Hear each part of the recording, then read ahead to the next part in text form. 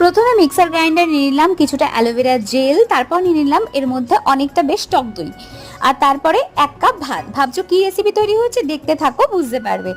এটা পেস্ট হয়ে গেল, এর মধ্যে দিয়ে দিলাম একটা ডিম ফাটিয়ে, ডিমটা দেখা যাচ্ছিল না তাই তোমাদেরকে কিন্তু দেখিয়ে দিলাম। তারপর ভালো করে এটা মিক্স করে নিয়ে এর মধ্যে দিয়ে দিলাম 1 চামচ ক্যাস্টর অয়েল আর 1 চামচ অলিভ অয়েল। এবার মনে হয় তোমরা বুঝতে পারছো এটা কি রেডি হচ্ছে।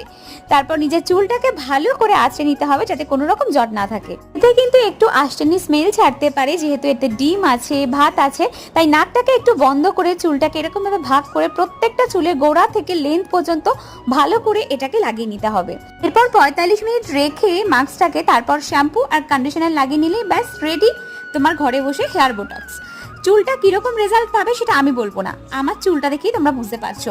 এটা যদি মাসে 2 দিন করো, পার্লারে যাওয়ার কোনো প্রয়োজনই হবে না, তার থেকেও বেশি সিল্কি হবে চুল। আর ভাবছো চুলের সাথে সাথে মুখটাও কি করে গ্লো করছে, সেটা পরের ভিডিওতে দেখতে পাবে।